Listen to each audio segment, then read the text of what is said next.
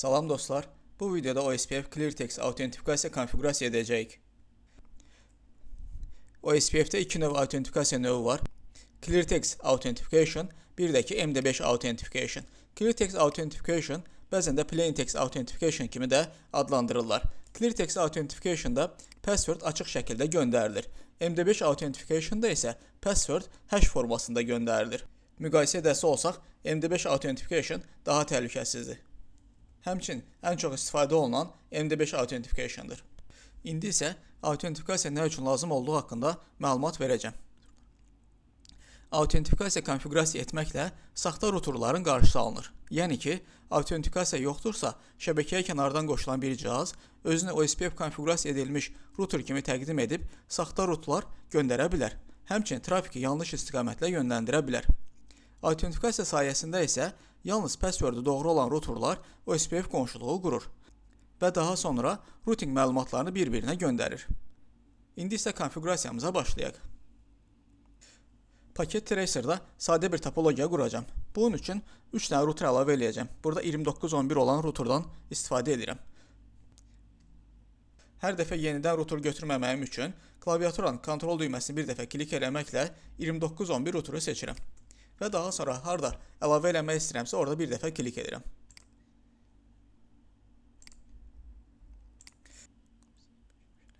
Bu işarəni ləğv eləməyimiz üçün klaviaturadan Escape düyməsini bir dəfə klik edirik. Daha sonra 2 dənə də PC əlavə edəcəm. Buradan PC'ni seçdik. Birini burada əlavə edirəm. Daha sonra birini də burada əlavə edəcəm. Əlavə olaraq bir dənə də switch əlavə edəcəm.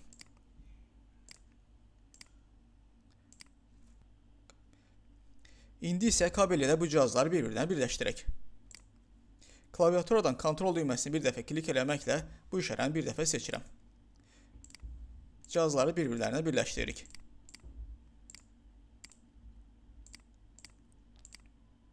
Daha sonra bu işarəni itirməyimiz üçün klaviaturadan Escape düyməsini bir dəfə klik eləyirik.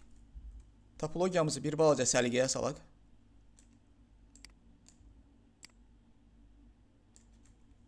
Cihazlara verəcəyimiz IP-ni üzərində qeyd edək. 192.168.10.10/24 ilə. Digər IP-lər də hamısı /24 ilə olacaq və hamısına /24 daha yazmayacağım. Burada isə 192.168.10.1 IP-sidir. Əvvəlcədən 192.168 yazmadım, digərlərini də yazmağı planlaşdırmıram. Burada isə 20.1 IP-si verdik.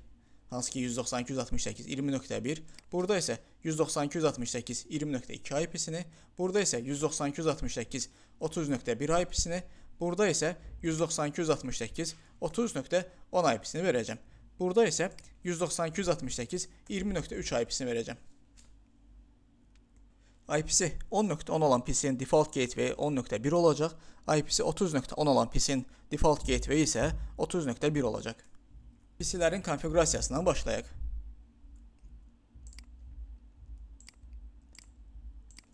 (192.168.10.10) subnet maskımız /24 ilə, default gateway isə 192.168.10.1.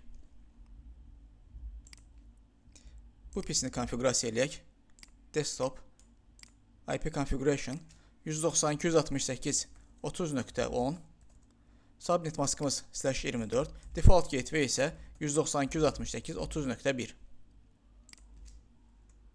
Routerların konfigurasiyasından başlayaq. Bu topologiyada switch-i konfigurasiya etməyəcək. Routerların konfigurasiyasını isə Notepad üzərindən konfigurasiya edərik. Əgər siz də Notepad üzərindən konfigurasiyaya başlayası olsanız, həm sürətli konfigurasiya edə biləcəksiniz, həm də ki səhv etmə ehtimalınız azalacaq. Gəlin konfigurasiyamıza başlayaq. Birinci no yazaq, hansı ki setup moda keçməməsi üçün burada no yazırıq. Daha sonra nida işarəsi qoyuruq ki orada enter basılsın deyə. Daha sonra enable configuration terminal gigabit 00 interfeysinin konfigurasiyasına başlayaq. İnterfeys gigabit Ethernet 00, IP adres 192.168.10.1, 255.255.255.0. Sonra no shutdown yazmaqla həmin interfeysi aktiv edirik. Daha sonra exit yazmaqla bu interfeysdən çıxırıq. İndi isə növbəti interfeysin konfigurasiyasına başlayaq. Hansı ki gigabit Ethernet 01 interfeysinin. İnterfeys gigabit Ethernet 01. Burada yazırıq.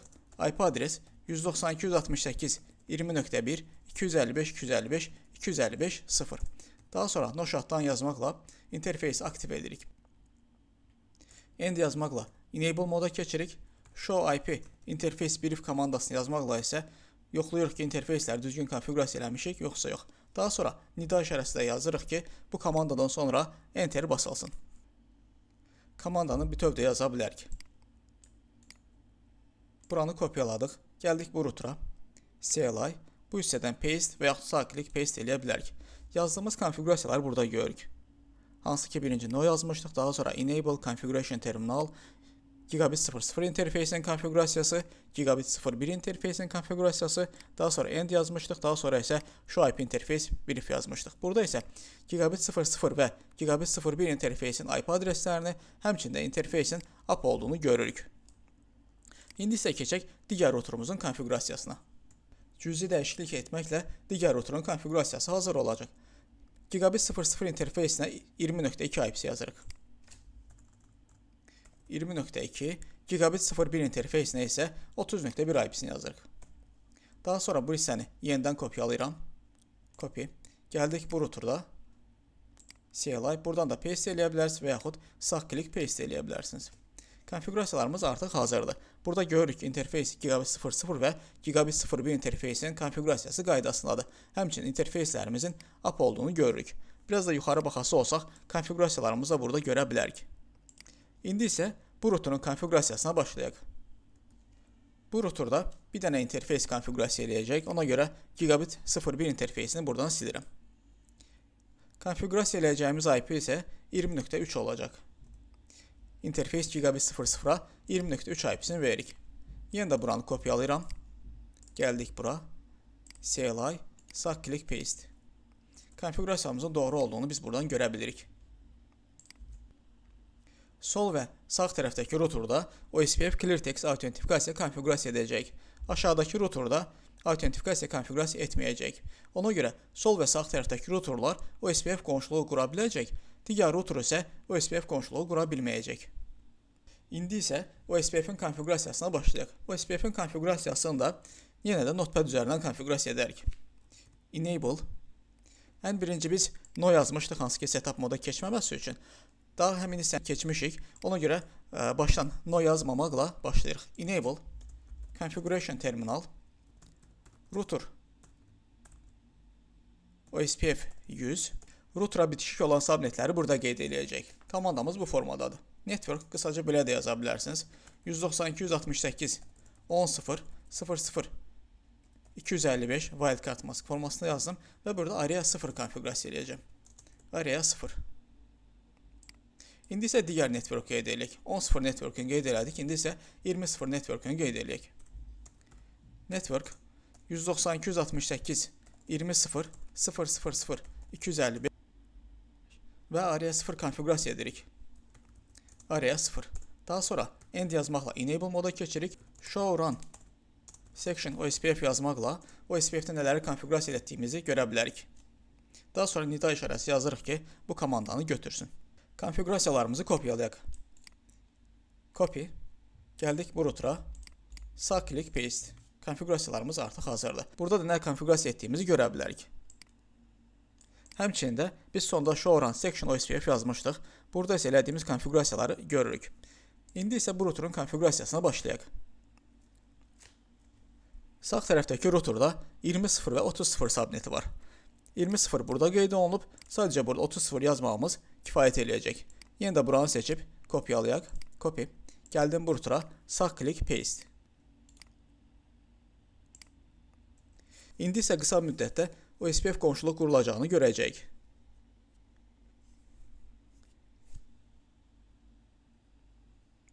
Log mesajının gələcəyini gözləyirik. Log mesajı gəldi. Burada da görünür ki, OSPF qonşuluğu qurulub. 20.1 ilə OSPF qonşuluğun qurulduğunu görürük. Show IP OSPF Neighbor komandası ilə OSPF qonşuluğunu görə bilərik. Bu komanda vasitəsilə görə bildik. Hal-hazırda sağ tərəfdəki router'a baxırıq. Show IP root komandası ilə 10.0 subnetin OSPF ilə əlavə olduğunu görəcəyik. Burada isə o hərfi bizə OSPF-i bildirir. 10.0 subnetinin routing table-a əlavə olunduğunu görürük. Sol tərəfdəki router'a da biz baxası olsaq, 30.0 subnetinin routing table-a əlavə olunacağını gözləyirik. Show IP root. Burada da görürük ki 30.0 subnetinin routing table-a əlavə olunduğunu görürük. O hərfi bizə yenə də OSPF-i bildirir.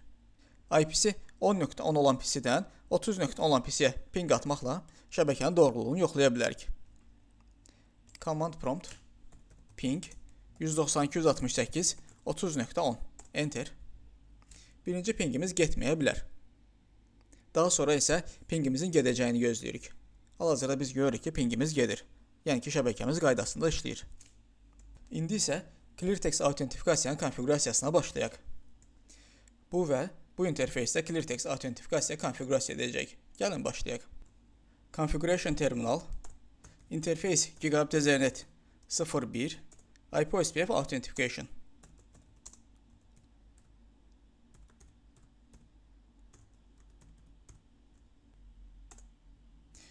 Daha sonra isə IP/OSPF authentication key, buraya yazacağımız isə password. Mən uğur yazıram, siz başqa bir password də yaza bilərsiniz. Enter. Artıq konfiqurasiyamız hazırdır. Konfiqurasiyanı bir neçə formada yoxlaya bilərsiniz. Show run Gigabit 01 interfeysinin konfiqurasiyasına baxaq. Bu yerdə biz görürük ki, ClearText autentifikasiya konfiqurasiya olunub. Autentifikasiyanı başqa bir formada da yoxlaya bilərik. Biz burada ClearText autentifikasiya konfiqurasiya elədiyimiz üçün qonşuluq down oldu. Show IP OSPF neighbor komandasına baxa bilərik ki, artıq heç bir qonşuluq yoxdur. Çünki digər routerda OSPF autentifikasiyası konfiqurasiya olunmayıb. Başqa bir formada belə də yoxlaya bilərik. Show IP OSPF interface Gigabit Ethernet 01 enter.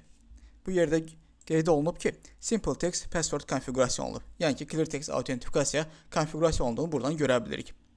İndi isə keçək digər routerumuza. Digər routerda da OSPF qonşuluğun down olduğunu görürük. Burada da sonuncu komandamızı yazaq. Show IP OSPF interface. Bu interfeysi yazıb yoxlayıram. Gigabit Ethernet 00.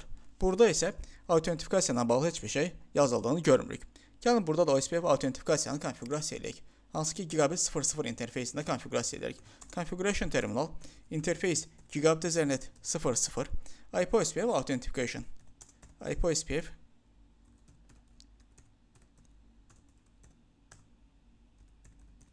authentication enter. Növbəti komandamız isə IP/OSPF authentication key, bayaqki passwordu yazmalıyıq. Bayaq da böyük hərflərlə uğur yazmışdıq. Enter. Gəlin komandamızın doğruluğunu yoxlayaq. Show run. Burada da artıq log mesajından görürük ki, OSPF qonşuluğu yenidən quruldu. Show run yazmaqla Gigabit 00 interfeysinin konfiqurasiyasına baxaq. Gigabit 00 interfeysinin konfiqurasiyasında görürük ki, ClearText autentifikasiya konfiqurasiya olunub. Və yenidən bu komandanın, yəni ki, bayaqki komandanı yoxlaya bilərik. Show IP OSPF interface Gigabit Ethernet 00 enter. Burada yenidən gördük ki, ClearText autentifikasiya konfiqurasiya olunub. Hal-hazırda sol və sağ tərəfdəki routerlarda ClearText autentifikasiya konfiqurasiya olunub. Şəbəkəmizin doğruluğunu yenə də ping atmaqla yoxlaya bilərik. Hal-hazırda 10.10-dan 30.10-a ping atıran pingimiz gedir. İndi isə aşağıdakı routerda autentifikasiya olmadan OSPF-i konfiqurasiya edək. Görəcəyik ki, OSPF qonşuluğu qurulmayacaq. Gəlin konfiqurasiyamıza başlayaq. Enable Configuration Terminal. Notepad üzərindən də bunu konfiqurasiya edə bilərdik. Notepad üzərindən konfiqurasiya edək. Burada 20.0 subnetini göstərməliyik. 30.0 subnetini buradan silirəm. Bu hissəni seçib kopyalayıram. Copy. Gəldik bu routerdayıq. Sağ klik paste. Enter. Konfiqurasiyalarımız hazırdır. Amma OSPF-in qonşuluq qurulmayacağını gözləyirik. Show IP OSPF neighbor. Enter. Hal-hazırda biz görürük ki, qonşuluq qurulmayıb. İndi isə autentifikasiyanı səhv bir passwordla konfiqurasiya edək. Görək OSPF qonşuluğu qurulacaqmı? Configuration terminal Gigabit 00 interfeysində konfiqurasiya etməliyik. Interface Gigabit Ethernet 00 IP/OSPF authentication.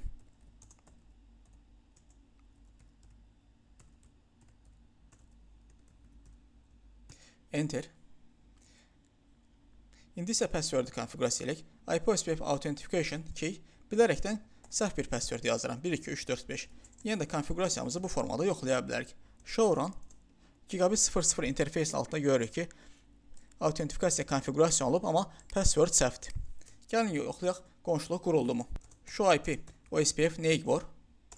Görürük ki, qonşuluq qurulmayıb. Buradan bu nəticəyə gəlirik ki, autentifikasiya olmadan və yaxud səhv autentifikasiya konfigurasiya olunmuş router OSPF qonşuluğu qura bilməyəcək. Əgər password düz yazılmış olardısa, OSPF qonşuluğu qurulardı. Biz Gigabit 01 interfeysi ilə ClearText autentifikasiya konfigurasiya elədik. Bu konfigurasiya həmin interfeys ilə qurulmuş OSPF qonşuluğuna aiddir. Digər interfeyslərə aid deyil.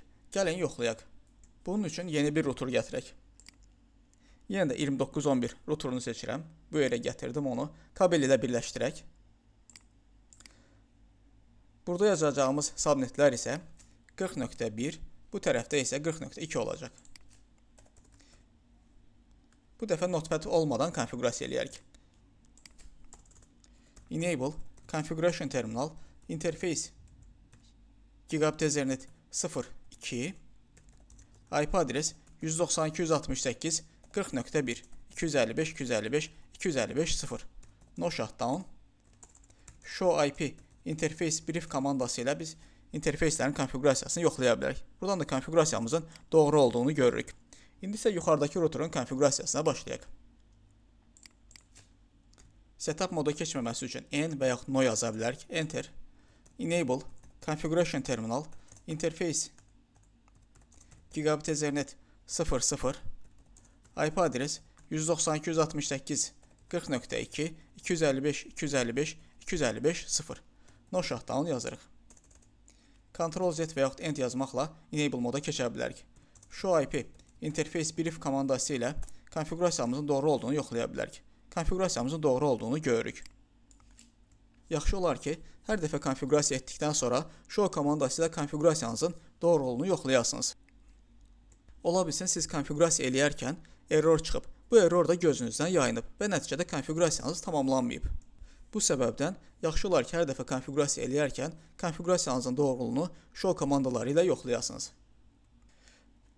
Bu routerda OSPF-in konfigurasiyasına başlayaq. Configuration Terminal Router OSPF 100 Network bayaq 10.0 və 20.0 network'ün qeyd eləmişdik. İndi isə 40.0 network'ün qeyd eləyək. 192.168.40.0.0.0.255 wildcard maskımızı yazdıq. İndi isə area 0'ı qeyd eləyək. Enter. End yazmaqla Enable moda keçə bilərik. Show Run Section OSPF yazmaqla OSPF'in konfigurasiyasını yoxlaya bilərik. Burada isə görürük ki, 40.0 network'ündə biz bura əlavə elədik. Əvvəlcədən də 10.0 və 20.0 network'ünü əlavə etmişdik.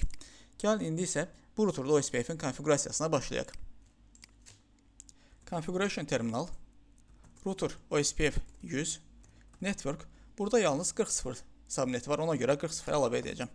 192.168.40.0.0.255 və area 0. Enter. Ctrl-Z basmaqla Enable moda keçdim. Burada isə yeni bir qonşuluğun qurulduğunu görürük.